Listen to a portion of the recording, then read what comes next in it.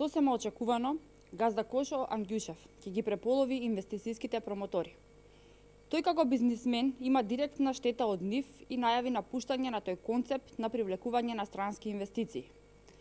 Најбаво им беше на лјадници велешани, кои беа без работа и можеше да ги отпушта и вработува кога сака, по многу помала плата.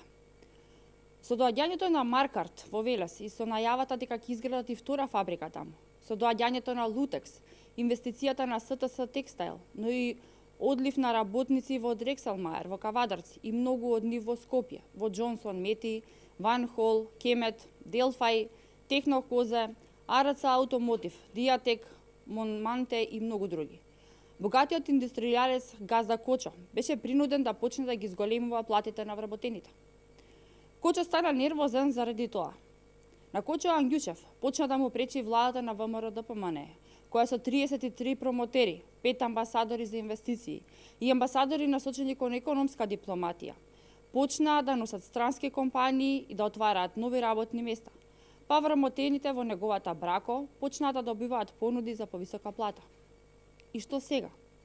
Ајде ќе ги попречуваме странските инвестиции за фабриките на Заев и Кочо да не мора да качуваат плати, а за да соберат политички поени, минималната плата ќе расте, ама владата од буџетот од парите на сите граѓани ќе им плаќа милиони на газда Кочо, Заев и другите газди како нив. За да не нагубат пари со зголемената минимална плата, да немаат странски инвестиции и нови понуди за работа за повисока плата. Па затоа, за почеток, ќе се преполват промотерите, а потоа и преостанатите ќе се демотивираат.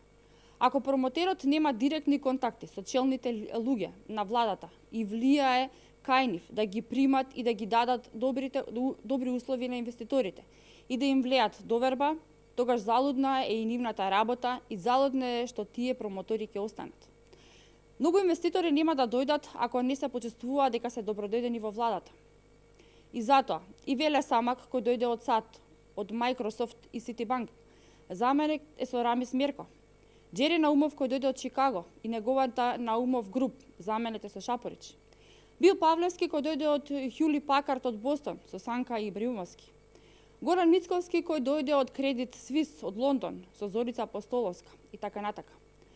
Она што е сигурно, СДС и газдите од СДС работат на уништување на концептот на странски директни инвестиции, кои отворија над 20.000 работни места и обезбедија работа над 500 домашни компании. Тоа ќе значи крај за многу нови заинтересирани инвеститори, но и одлив и затварање на постојните странски компании и останување без работа на многу граѓани. Ви благодарам.